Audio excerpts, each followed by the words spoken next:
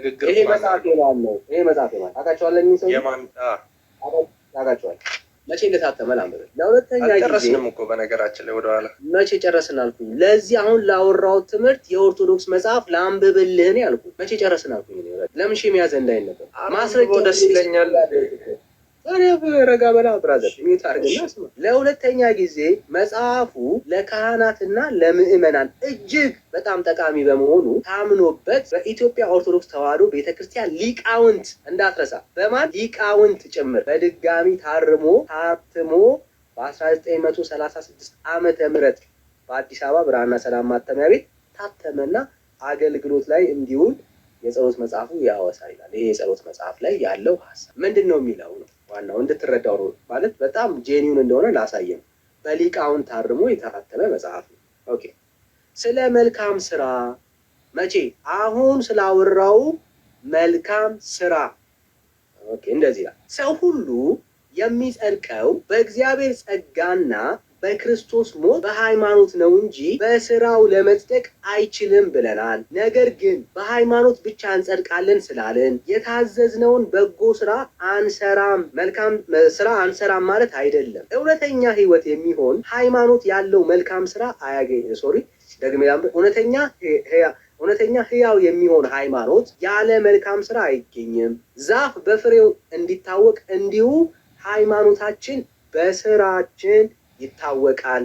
ማቴዎስ ምዕራፍ 6 ከ16 እስከ 21። ስለ ሃይማኖታችን መልካም ስራ መስራት ያስፈልጋታል። ነገር ግን እግዚአብሔር ያዘዝን ሁሉ ሰርተን እኛ ስራ ፈቶች ሎሌዎች ነን። እናደርገው ዘንድ የሚገባንን አደረግን ማለት ይገባናል እንጂ በስራችን ዋጋ እናገኛለን፣ እንጸድቃለን አንልም። ስለዚህ ጌታችን ኢየሱስ ክርስቶስ እናንተ የታዘዛችሁትን ሁሉ አድርጋችሁ እኛ ሰነፎች ሎሌዎች ነን፣ እናደርገው ዘንድ የሚገባንን አደረግን በሉ ብሎ አስተምሯል። ሉቃስ ምዕራፍ 17 ቁጥር 10። አሁን በደምብ ስማ። በጎ ስራን መስራት የሚያስተምረን ሃይማኖት ነው። ምን? እምነት ማለት ነው። ፌዝ ማለት ነው። ምንን የሚያስተምር? በጎ ስራን የሚያስተምር።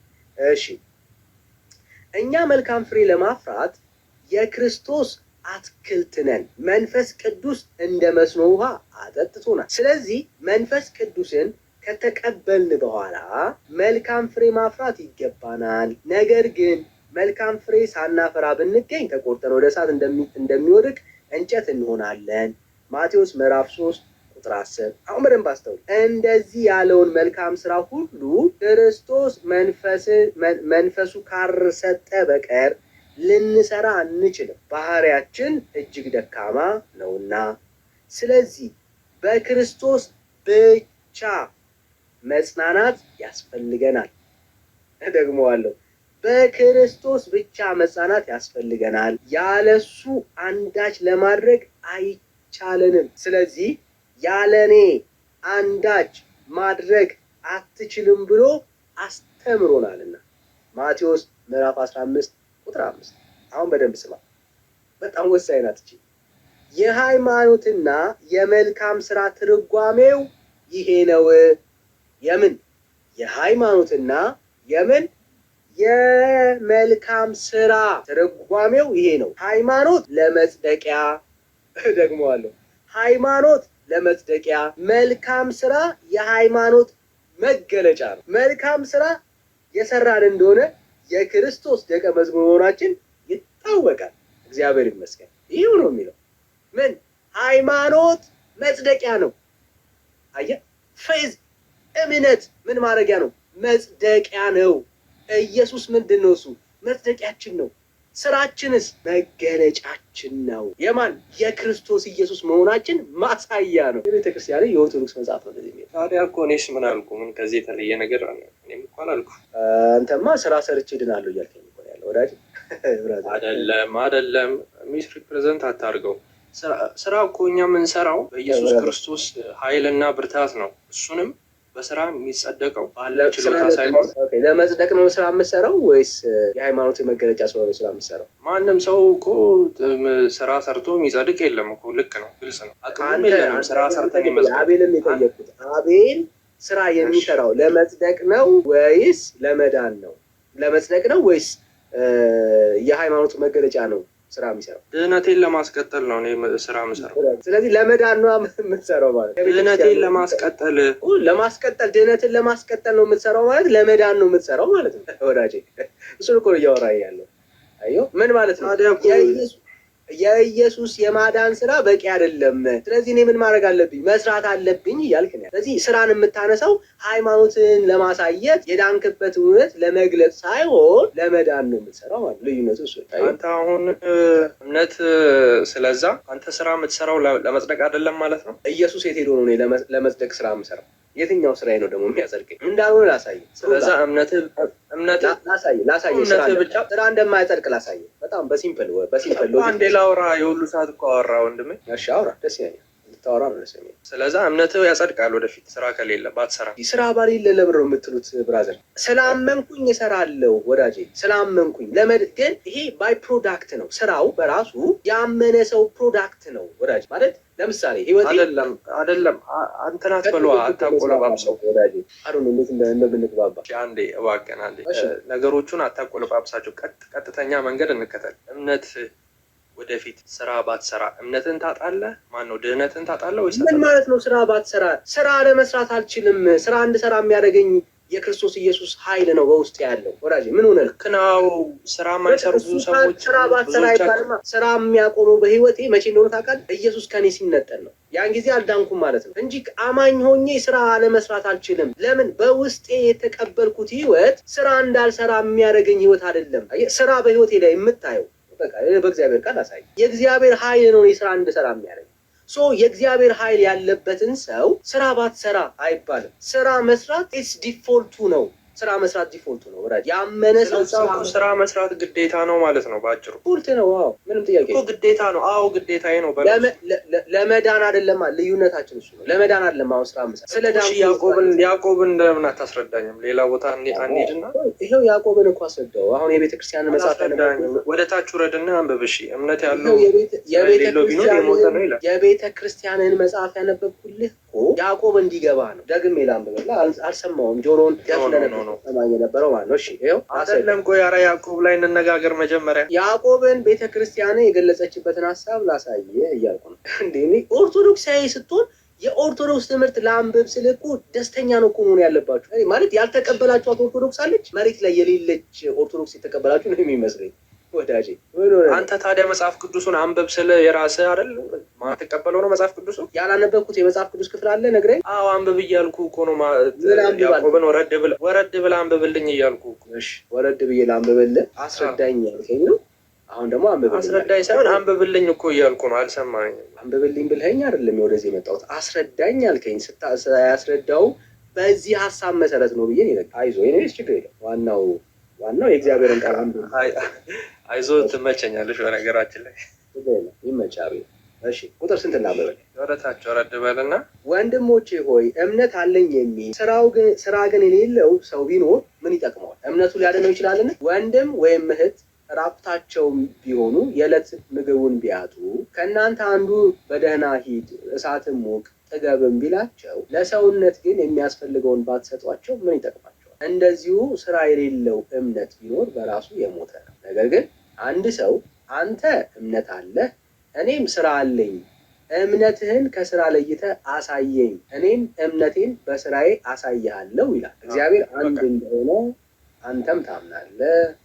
ስለዛ እምነት ብቻውን ያለው ሰው እምነቱ ስራ የሌለበት ሰው የሞተ መሆኑን ይናገራል። ኦፍኮርስ የሞተ እምነት ነው፣ ግልጽ ነው። አዎ ስለዛ አንተም የተከተልክ ያለው የሞተ እምነት ነው ማለት ነው። ስራ ከሌለ እኔ ስራ የለኝም። አንተ እኮ ነው ስራ የሌለው ሰው እያወራ ያለው። እኔ እምነት ኖሮት ስራ የሌለው ሰው አላውቅም። እኔማ ስራ ያስፈልጋል እያልኩ ነው። እኔ ስራ የለኝም አውቃለሁ፣ ግን ስራ ያስፈልጋል። አንተ ደግሞ እምነቴ ብቻ ዘላለም ህይወት ያሰጠኛል እያልክ ነው። በደምብ ስማ። የዘላለም ህይወት ሃይማኖት ለመጽደቂያ ነው። የጸደቅኩበት እምነት የሚገለጠው በመስራት ነው። አርጊመንት እሱ ነው። ይህን ከዚሁ ክፍል ላይ ላሳይ፣ ያዕቆብን ላሳይ። አምኖ ስራ ለመስራት አይችልም ክርስቲያን። ለምን አይችልም? ሰውን እየገደለ ያለው እንዴት ነው? ብራዘር አንዴ በቃ ያ ሰው እምነት የለውም ማለት ነው። የተለወጠ ህይወት ከሌለው ስራ የለውም ማለት ነው። እምነት የለውም ማለት ነው። እያወራን ያለ ነው እኮ ከእግዚአብሔር የተወለደ ኃጢአትን አያደርግም እኮ ነው የሚለው መጽሐፉ። ምን ሆነ? ከማን? ከእግዚአብሔር ተወልዶ ኃጢአትን አያደርግም እስከ ማለት እኮ ነው መጽሐፉ የሚናገር። ስለዚህ በእግዚአብሔር ልጅ እያመኑ በትናንትናው ህይወት ውስጥ በኃጢአት ተጨመላልቆ ጸንቶ የሚኖር ሰው የለም ነው የሚለው መጽሐፉ። አሁን እኮ አንተ ለምሳሌ እምነት አለኝ ህይወት የለኝም ያልከው ለምን ነው ታውቃለህ? ስላልዳንክ ነው። ያው ነው ይሄ በፍቅር ነው አይደለም። ስላልዳንክ ነው። ህይወትና እምነት በጣም የተራራቁብህ ስላልዳንክ አለመዳን ብትድንማ ኖሮ በህይወት ታየው ነበረ። አለመስራት እንዴት ማለት እንዴት ይርቅብሃል? ብራዘር አይርቅብህም። ይሄ ይላል መጽሐፍ ቅዱስ ይላል። ስራ የሌለው ከጠየቀኝ መስማት አለብህ። ክርክር ነው። የራስን እኮ ንግግር እየነገርከኝ ስለሆነ ነው እኮ ከእግዚአብሔር ቃል ላሳያ። ይኸው ከእግዚአብሔር ቃል ነው ማሳይ። ችግር የለም ማስረጃ በለኛ። ችግር ይኸው ያዕቆብ የሚያወራው እምነት አያድንም እያለ አይደል? ያዕቆብ ሲጀምር የተጻፈላቸው ላመኑ ሰዎች፣ ለዳኑ ሰዎች አያድንም እያለ ነው እንጂ ወንድሜ እምነት ብቻውን አያድንም እያለ ነው። ኧረ እባክህ እኮ እሺ፣ የማይሆን ነገር ስትነግረኝ ምን ልበልሽ ወንድሜ? እኮ ስጨርስ ከዛ ትሞግተኛለህ። እድል ሰጣ። ላልዳነ ሰው አይደለም እየጻፈ ያለው፣ ለዳኑ ሰዎች እምነት አለን ለሚሉ ሰዎች ነው እየጻፈላቸው። ወሳኛውን ቁጥር ላንብበን። አንድ ሰው አንተ እምነት አለ እኔም ስራ አለኝ፣ እምነትህን ከስራ ለይተህ አሳየኝ፣ እኔም እምነቴን በስራዬ አሳይሃለሁ ይላል። ረምባስ በጣም ወሳኝ ቁጥር ነው። ምንድን ነው እያለ ያለ? አንዱ ምን ይላል? እኔ ምን አለኝ? እምነት አለኝ። አንተ ደግሞ ስራ አለ። ልክ አሁን አንተ እንደምታወራው ማለት መጽሐፉ እምነትን ከስራ ልነጥለው አንችልም ነው እያለ ያለ። አምኛለሁ የሚል ሰው እምነቱን በስራ ይገልጣል ነው እያለ ያለው። ይኸው እንደዛ እንደማለቱ በደንብ ስማ።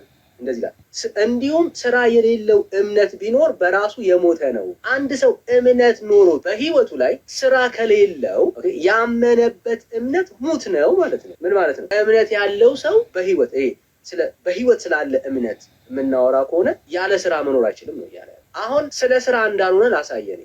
አሁን አንተ ስለምታወራው ህግን ስለመጠበቅ እንዳልሆነ ላሳይ። ፈቃደኛ ነህ አቤላ? አለሁ። ባትሪ ሊዘጋብኝ ስለሆነ ከቻልክ ቶሎ። እሺ ችግር የለም። ስራ በመስራት የኃጢአት ስርየትን ታገኛለህ። ስራ በመስራት የኃጢአት ስርየትን ይገኛል። መጽሐፍ ቅዱሳዊ ማስረጃ እስኪ። ይገኛል። ማስረጃ እስኪ። መጽሐፍ ቅዱሳዊ ማስረጃ እስኪ። ማቴዎስ 25 ምን ይላል? እሺ ማቴዎስ 25 ቁጥር ስንት? አቤል ቁጥር ስንት? ከ34 ጀምሮ። እሺ ንጉሱም በቀኙ ያሉትን እንዲህ ይላቸዋል፣ እናንተ የአባቴ ብሩካን ኑ፣ ዓለም ከተፈጠረበት ጊዜ ጀምሮ የተዘጋጀላችሁን መንግስት ውረሱ። ተርቤ አብልታችሁኛል፣ ተጠምቼ አጠጥታችሁኛል፣ እንግዳ ሆኜም ተቀብላችሁኛልና፣ ታርዤም አልብሳችሁኛልና፣ ታምሜም ጠይቃችሁኛልና፣ ታስሬም ወደ እኔ መጥታችኋልና። ጻድቃንም መልሰው ይሉታል፣ ጌታ ሆይ ምን ጻድቃን? አይ ቆያ ተቆርጦ አይነበርማ። ተርበ አይተንህ መቼ አበላንህ? ወይስ ተጠምተህ አይተንህ መቼ አጠጣንህ? እንግዳ ሆነስ አንተን መቼ ተቀበልን? ወይስ ታርዘ አይተንህ መቼ ሳለበስን? ወይስ ታመ ወይስ ታርዘ አይተንህ መቼ ወደ አንተ መጣን? ንጉሱም መልሶ እውነት እውነት እላችኋለሁ ከሁሉ የሚያንስ ከእነዚህ ወንድሞች ከአንዱ እንኳን ስላደረገ ለእኔ አደረጋችሁ ይላቸዋል። በዚያም ጊዜ በግራ ያሉትን ደግሞ ይላቸዋል፣ እናንተ እርጉማን ለሰይጣን መላእክት ወደ ተዘጋጀው ወደ እሳት ሂዱ፣ ከእኔ ሂዱ። ተርቤ አላበላችሁኝም፣ ተጠምቼ አላጠጣችሁኝም፣ እንግዳ ሆኜም አልተቀበላችሁኝም እና ታርዤም አላለበሳችሁኝም፣ ታመሜም ታስሬም አልጠየቃችሁኝም። እነርሱም ደግሞ ጌታ ሆይ ይመልሱታል፣ ጌታ ሆይ ተርበ ወይስ ተጠምተ ወይስ እንግዳ ሆነ ወይስ ታርዘ ወይስ ታመ ወይስ ታርሰ መቼ አይተንህ አላገለገልንህም ይሉታል። ያን ጊዜም እውነት እውነት እላችኋለሁ ከሁሉ የሚያንስ ከነዚህ አንዱ ስላላደረገ ለእኔ ደግሞ አላደረጋችሁም ብሎ ይመልስላቸዋል። እነዚያም ወደ ዘላለም ቅጣት፣ ጻድቃን ግን ወደ ዘላለም ሕይወት ይገባሉ ይላል። እሺ አይታል። በስራ ያሉት ወደ ዘላለም ሕይወት፣ ስለ ኃጢአት ስራ የሌሉት ደግሞ ስለ ኃጢአት ስርየት ነው የጠየቁት ወዳጅ። ኃጢአት ስርየት ታዲያ ማለት ምን ማለት ነው? በቀኙ መቆም ማለት የአንተ ኃጢአት ተሰራ የለ ማለት በቀኙ ቆማል ማለት ነው። የኃጢአት ስርየት ነው ያልኩህ ወዳጅ። የኃጢአት ስርየት እያልኩ ነው እኔም።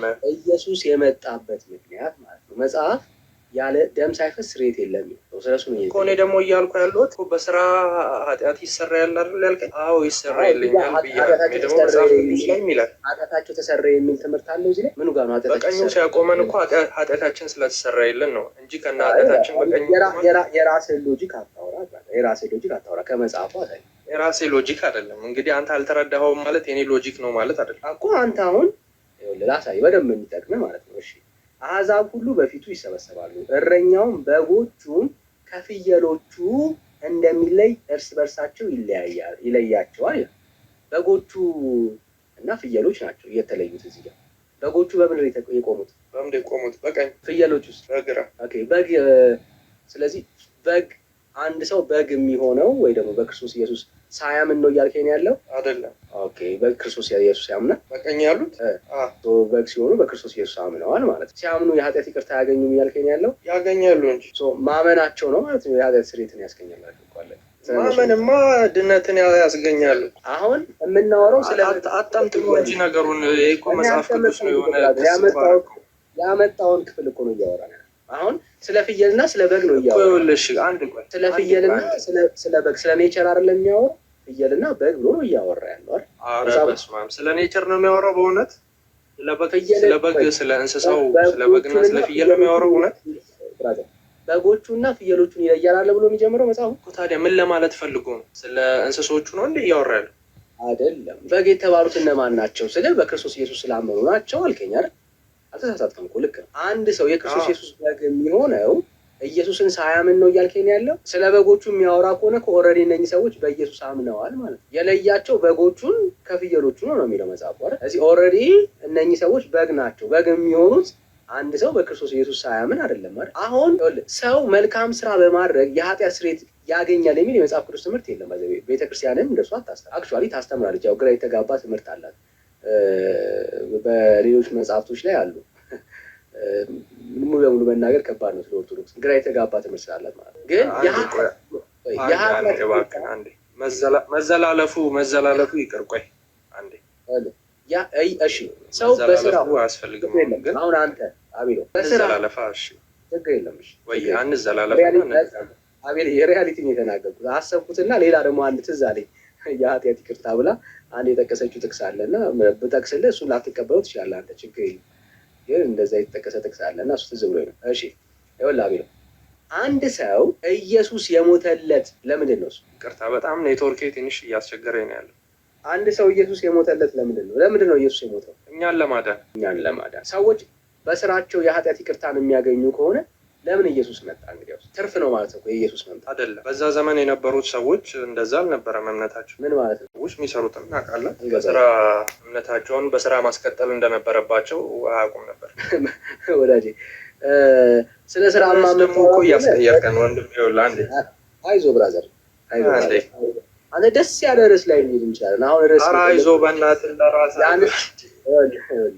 ያነሳው ጥቅስ ላይ ነው እያወራን ያለ ነው። ኦኬ ሰው በስራው የኃጢአት እንግዲህ ነገሩ ሰው በስራው የኃጢአት ይቅርታን የሚያገኝ ከሆነ ኢየሱስ ክርስቶስ ለምን መሞት አስፈለገው ነው እያልኩኝ ያለሁት። ለምን ኢየሱስ ሞት? እኛን ለማዳን እኮ አልኩ እንዴ። እኛ ሰርተን አንድንም ለማዳን እኛ ሰርተን አንድንም እንዴ ታዲያ ብራዘር ለምን ኢየሱስ መሞት አስፈለገው? ስራ እኮ የሚገለጠው ካመንክ በኋላ የምታስቀጥለው ነገር ነው እንጂ ስራ ማለት እምነት አይደለም ወዳጄ። ሰው ኢየሱስ ክርስቶስን ማለት በስራው የኃጢአት ስርየት የሚያገኝ ከሆነ ኢየሱስ ለምን ሞተ ነው ያልኩ ወዳጄ። ስራና እምነት ይኸውልህ ስለ እምነትና ስለ ስራ አልጠየኩም። ኢየሱስ ለምን ሞተ? እኛን ለማዳን ብዬ ቀጥተኛ መልስ መለስኩ። ስራ የሚያድን ከሆነ ኢየሱስ ለምን ሞተ ነው ያልኩት። እኔ ስራ ያድነኛል ያልኩት ኢየሱስ እኔ ስራ ያድናል ስለ ስራ መዳን አልጠየኩም። አቤሎ አትቀላቅል። ይኸውልህ የኃጢአት ይቅርታ በስራ የሚገኝ ከሆነ ኢየሱስ ለምን ሞተ ነው ያልኩት። እየረበሸ ያለው ኮመንት ነው። ኮመንቱን ላጥፋል። ሀሳብ እዛ ላይ ስላለ ነው። ቢፍሪ ችግር የለውም። አሁን ከኔ ጋር ታወራለህ። ኢየሱስ ክርስቶስ የሞተልህ አቤል ስራ እየሰራ የኃጢአት ይቅርታ ማግኘት እየቻልክ ነው ኢየሱስ የሞተልህ አይደለም። ቀደም እኮ የኃጢአት ይቅርታ ሰው ስራ ሰርቶ ያገኛል እያልከኝ ነው። ኢየሱስ መጀመሪያ መዳን አለበት። ኢየሱስ የምንችለውን ነው እያደረገልን ያለ ነው ማለት ነው። የምንችለውን ነገር እያደረገልን ነው ማለት ነው። ኢየሱስ እንደዛ እያደረገን ያለ አይደለም። ስለዚህ ሰው ካምታታ አንዴ እባክህን የኃጢአት ይቅርታ ያገኘን ያልከኝ ያለው በስራ ያገኛል። ታዲያ ኢየሱስ ለምን ሞተ? የኃጢአት ይቅርታን የሚያገኝ ከሆነ ኢየሱስ የሞተው እኛን ሊያድነን አስተምሮ አሳይቶ ሰርቶ አሳይቶ ሊያድነን የመጣው። ያው ያዕቆብ ምሳሌ ሰጠው። እሺ ያዕቆብን አንተ መጽሐፍ ቅዱስ እየመረጥክ ነው የምታምነው ማለት አይደለም። አቤሎ አሁን ያልከኝን ፖይንት ላይ አንዴ እባክህን እሺ አንዴ እኔ ጥያቄ ያልከውን ላስታውስ። ደም ሳይፈስ ስርየት የለም ይላል መጽሐፍ። አዎ ደም ሳይፈስ ስርየት የለም ይላል። አንተ ደግሞ ኢየሱስ ደሙን ባያፈስልኝ በመልካም ስራ የኃጢአት ይቅርታ አገኛለሁ እያልከኝ ያለው አይጋጭም? አላልኩም እንደዛ። በመልካም ስራ የኃጢአት ይቅርታ አገኛለሁ እያልክ ይኸውልህ ወንድሜ ደሙ ፈሶልን አንዴ ይቅር ተብለናል። የኃጢአቱም ይቅርታ በደሙ ምክንያት ፈሶልናል። በሱ እንስማማለን። ብራዘር ግንስ እምነትን ማስቀጠል የለብህም ወይ? እኔ ስለ ኃጢአት ይቅርታ ነው አሁንም እያወራሁኝ ያለው። እሱንም አስማማለሁ። እኔ ጠየቅኩህ እኮ ታዲያ ኃጢአት ምንድን ነው? ሞት አይደለም? ኃጢአት ሲሰራ ለሰራው ኃጢአት መልካም ስራ ሰርቶ ነው የኃጢአት ይቅርታ እግዚአብሔር ዘንድ እንደሚቀበለው? ለምሳሌ አቤል አሁን ለምሳሌ ኃጢአት አይደለም፣ ንስሐ በመግባት ስራ በመስራት። መልካም ታዲያ ተውከው የቀደሙን እምነትህ ከተውከው እኮ ካለፍከው ችግር የለም። ደስ ንስሐ ምንድን ነው ታዲያ? ንስሐ መግባት ምንድን ነው? ስራ እኮ ነው ወንድም። እሺ ንስሐ መግባት ስራ ነው የሚል የመጽሐፍ ቅዱስ ትምህርት ማስረጃ ያለኝ ስራ። እሺ ምንድን ነው? እሺ ለአንተ ስራ ምንድን ነው? ስራ ማለት ከአንተ ነገር የሆነ ነገር ኮንትሪቢዩት ስላደረግ በዛ ምክንያት የሚከፈል ደሞዝ ያለበት ነገር ማለት እንደ መብት። እሺ ንስሐ ስራ አይደለም? ስራ አይደለም። ንስሐ ምንድን ነው? ንስሐ ስራ አይደለም። ንስሐ መጸጸት፣ መመለስ። የንስሐ ትርጉሙን አይደለም የጠየቁ ግንነቱን ነው። ስራ ሳይሆን ጸጋው ላይ መደገፍ ነው እንጂ ስራ አይደለም። ስራ በመጽሐፍ አይደለም። አሁንም አልመለስክልኝም። ንስሐ የምትገባው ራስህ ወደህና ፈቅደህ ነው አይደል? ጸጋው ላይ መደገፍ ስራ አይደለም። ጸጋው ላይ መደገፍ እኮ። እሺ መልስልኝ። መለስኩልህ። ራስህ ወደህና ፈቅደህ ነው አይደል ንስሐ የምትገባው ለሰራው ኃጢአት? አዎ ምንም ጥያቄ የለውም። እሺ ራስህ ስትመጸውት ምን እያደረግህ ነው? ምን ማለት ነው ስትመጸውት?